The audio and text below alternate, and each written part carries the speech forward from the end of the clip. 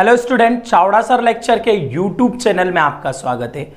हम इसके पहले वाले वीडियो में हमने सामाजिक ज्ञान कक्षा 10 समकालीन भारत के अध्याय 1 संसाधन और विकास के बारे में हम पढ़ रहे थे और मैंने आपको बताया था संसाधन किसे कहते हैं। संसाधन वे होते हैं जो पर्यावरण में हमें हमारी आवश्यकता की पूर्ति करते हैं, जो पर्यावरण के अंदर उपस्थित है और हमारी आवश्यकता की पूर्ति कर रहे हैं, वो क्या कहलाते हैं? संसाधन कहलाते हैं। हमने संसाधनों का वर्गीकरण पढ़ा था। संसाधन के वर्गीकरण में मुख्यतः दो टाइप के थे, एक प्राकृतिक और एक मानवीय संसाधन, और उनकी डिटेल मैंने आप लोगों को इसके पहले वाले वीडियो में बताई थी। अगर आप लोगों ने वो वीडियो नहीं देखा है तो पहले वो वीडियो देख ले और उसके बाद ये वाला वीडियो देखें। उसके आगे हम बढ़ते हैं। अगर आपने अभी तक भी चैनल को सब्सक्राइब नहीं किया है तो चैनल को सब्सक्राइब कर ले, बेल आइकॉन को क्लिक कर दे जिससे आने वाले वीडियो की नोटिफिकेशन आप लोगों को मिल जाए। अगर वीडियो अच्छा लगता है तो आप वीडियो को लाइक जरूर करें और एक अच्छा सा कमेंट भी जरूर करें। ठीक है, हम शुरुआत करते हैं संसाधन की प्रकार की। तो संसाधन 4 प्रकार के होते हैं। सबसे पहले उत्पत्ति के आधार पर क्या क्या चीजें उत्पन्न हो रही है, कैसे हो रही है, तो उत्पत्ति के आधार पर संसाधन के प्रकार को बांटा गया है। ठीक है। दूसरा समाप्यता के आधार पर, समाप्यता दैट मीन्स पूर्ति के आधार पर। ठीक है, समाप्यता के आधार पर। तीसरा स्वामित्व के आधार पर, स्वामी कौन है। ठीक है, एकल व्यक्ति है या सरकारी है, सहकारी है, मिश्रित है, बहुत सारे तरीके के स्वामित्व के आधार होते हैं। और विकास के आधार पर 4 तरह के हम संसाधनों के प्रकार पढ़ेंगे। पहला उत्पत्ति के आधार पर, दूसरा समाप्यता के आधार पर, तीसरा स्वामित्व के आधार पर और चौथा विकास के स्तर के आधार पर। अब हम एक एक करके सबकी डिटेल देखते हैं। आप उसके पहले इसका स्क्रीनशॉट ले सकते हो। तो देखते हैं उत्पत्ति के आधार पर संसाधन। उत्पत्ति के आधार पर संसाधन 2 टाइप के होते हैं। एक होता है जैव संसाधन और दूसरा होता है अजैव संसाधन। जैव संसाधन सीधी सी बात है, शब्द से ही लग रहा है, जिसमें जीव होता है वो जैव कहलाता है। ठीक है, अगर आप बायोलॉजी आगे लोगे तो आप लोगों को इसके बारे में और डिटेल में मिलेगा। जैव कौन होते हैं? जिनमें जीव होता है। जीव किस में होता है? जीव इंसानों में होता है, पेड़ पौधों में भी होता है, इसके अलावा जानवरों में जीव होता है। मतलब जिनमें जीव होता है वो क्या कहलाते हैं? जैव संसाधन कहलाते हैं। अब आपको ऐसा लग रहा होगा कि आप 10th में तो सर वनस्पति या पेड़ पौधों में जीव कैसे होता है? तो देखिए, वो भी कार्बन डाइऑक्साइड लेते हैं और ऑक्सीजन छोड़ते हैं। हम क्या करते हैं? ऑक्सीजन लेते हैं, कार्बन डाइऑक्साइड छोड़ते हैं। मतलब वो भी सांस लेते हैं, हम भी सांस लेते हैं। जब सारे जो श्वसन की क्रियाएं करते हैं वो सभी जैव होते हैं। जिनमें जीव होता है वो सारे क्या होते हैं? जैव संसाधन होते हैं। तो जैव संसाधन कौन? वे संसाधन जो जीवों से प्राप्त होते हैं क्या कहलाते हैं? जैव संसाधन कहलाते हैं। जैसे वनस्पति मतलब पेड़ पौधे। आप यहां अगर वनस्पति आपको कठिन लगता है तो पेड़ पौधे, पशु, वन्य जीव, मनुष्य भी लिख सकते हैं हम इसमें, मनुष्य आदि। मतलब वे संसाधन जो जीवों से प्राप्त होते हैं या जीवित जीवों से प्राप्त होते हैं वो क्या कहलाते हैं? जैव संसाधन कहलाते हैं। अजैव संसाधन जो निर्जीव वस्तुओं से प्राप्त होते हैं। निर्जीव वस्तु जैसे चट्टाने, ठीक है, धातुएं जितनी भी है आपकी वो सब काय में आ जाती है?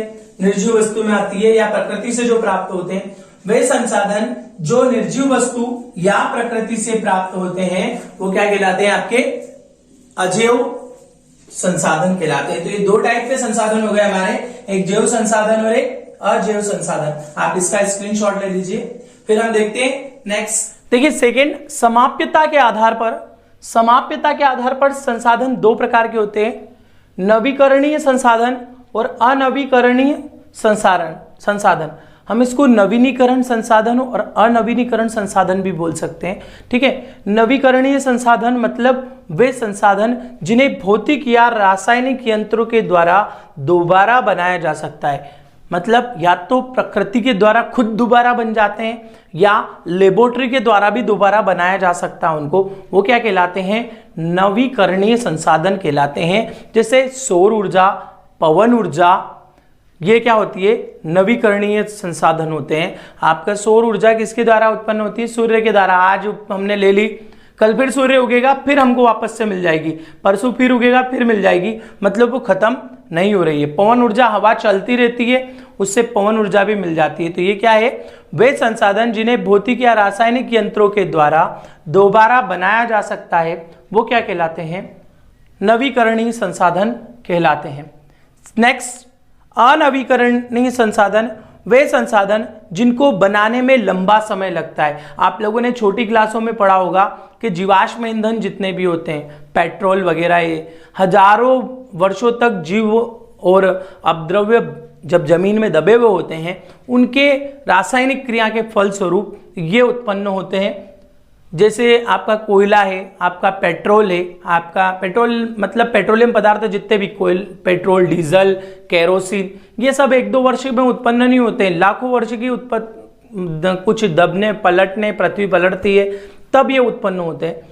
तो वे संसाधन जिनको बनाने में लंबा समय लग जाता है, जैसे खनिज, जीवाश्म ईंधन, ये सब क्या कहलाते हैं, अनवीकरणीय संसाधन कहलाते हैं। ये संसाधन एक बार प्रयोग में लाने के बाद समाप्त हो जाते हैं। कितनी बार, ये संसाधन एक बार प्रयोग में के बाद समाप्त हो जाते हैं। हम एक बार प्रयोग ले लेंगे तो खत्म हो जाएंगे। पेट्रोल आप एक बार इस्तेमाल कर लोगे, गायब हो जाएगा। कोयला एक बार इस्तेमाल कर लोगे, कोयला में वो लकड़ी वाले की बात नहीं कर रहा हूँ।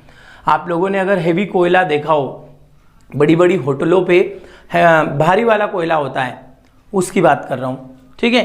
तो वे संसाधन जो एक ही बार प्रयोग लाके खत्म हो जाते हैं वो क्या कहलाते हैं, हमारे अनवीकरणीय संसाधन कहलाते हैं। और उदाहरण कोयला, पेट्रोलियम पदार्थ में आपका पेट्रोल, डीजल, केरोसिन ये सब आता है, ठीक है। इसके बाद हम देखते हैं तीसरा टॉपिक इसका।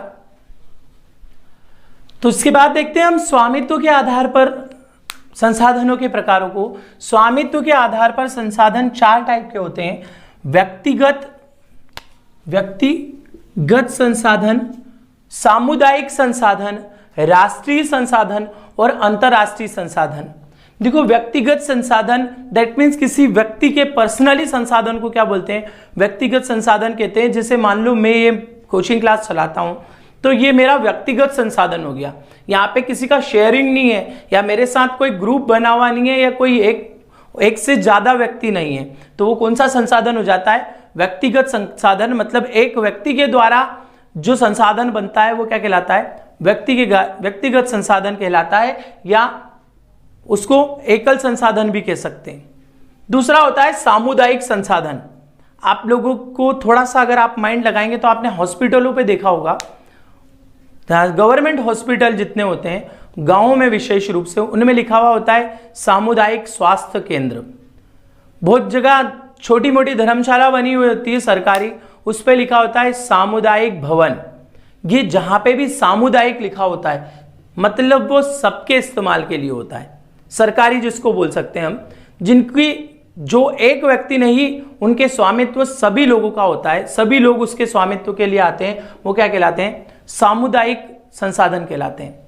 तीसरा होता है राष्ट्रीय संसाधन। राष्ट्रीय संसाधन जिसका हम पूरे राष्ट्र के लोग इस्तेमाल करते हैं, एक विशेष गांव या एक विशेष शहर के लोग नहीं। जैसे सड़क, जैसे आपकी ट्रेन, ये सभी क्या है, राष्ट्रीय संसाधन है। एक होता है अंतरराष्ट्रीय संसाधन।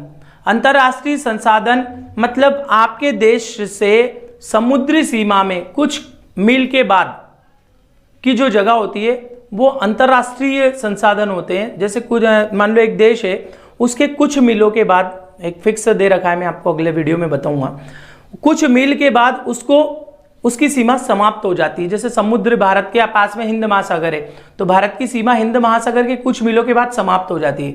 अब उधर से भी किसी देश की भी सीमा नहीं मिल रही है, जो बीच में जो एरिया बच जाता है समुद्र का, वो कहलाता है अंतरराष्ट्रीय संसाधन। ऐसे और भी कुछ संसाधन होते हैं जो होते हैं अंतरराष्ट्रीय, जिसपे पूरे विश्व के लोगों का अधिकार होता है, मतलब उसके लिए कुछ परमिशन लेनी पड़ती है, ठीक है। उसकी डिटेल हम जब इसका करेंगे तो बताएंगे। तो पहला देखते हैं व्यक्तिगत संसाधन। वे संसाधन जो निजी व्यक्तियों के स्वामित्व में होते हैं वो व्यक्तिगत संसाधन कहलाते हैं। जैसे बहुत से किसानों के पास सरकार द्वारा भूमि होती है, मतलब कुछ किसानों के पास सरकार की भूमि होती है और वो उसका लगान चुकाते हैं। वैसे 99% भूमि पे हम लगान चुकाते हैं और सरकार कभी भी हमारी भूमि का अधिग्रहण कर सकती है, सरकारी बहुत सारे नियम भी होते हैं, ठीक है। तो जितने भी किसानों के पास जमीन होती है उसके बदले में वो क्या करते हैं, सरकार को लगान देते हैं। ऐसे ही बाजार में भी लोगों के पास घर दुकान होती है तो वो भी उनका टैक्स भरते हैं, वो पर होती निजी है इसलिए वो क्या कहलाते हैं, निजी संसाधन कहलाते हैं। तो हमने इस वीडियो में निजी या व्यक्तिगत संसाधन तक पढ़ा। अभी इस संसाधन के प्रकारों में और वर्णन बाकी है, पर मैं 10 मिनट से ज़्यादा का वीडियो आप लोगों को नहीं देना चाहता हूं, इसलिए इस वीडियो को यहीं समाप्त करते हैं। अगर वीडियो पसंद आया हो तो आप वीडियो को लाइक जरूर करें, आपके जो साथी दोस्त हैं उनको शेयर जरूर करें, आपके रिश्तेदार परिवार में जो भी दोस्त हैं उनको भी शेयर करें। और विशेष रूप से मैं बता दूं, इस चैनल पे आपको इंग्लिश सीखे के बहुत सारे वीडियो मिलेंगे। आप टेंस को अच्छे से सीखना चाहते हैं तो मेरे यूट्यूब चैनल के प्लेलिस्ट में जाके टेंस सीखने वाली प्लेलिस्ट देखें, वहाँ पे बहुत सारे वीडियो दे रखे हैं, उनसे आप इंग्लिश सीख सकते हैं। हिंदी के भी कुछ वीडियो डले हुए हैं, आप वो भी सीख सकते हैं। अगले वीडियो में मिलते हैं, जब तक के लिए धन्यवाद।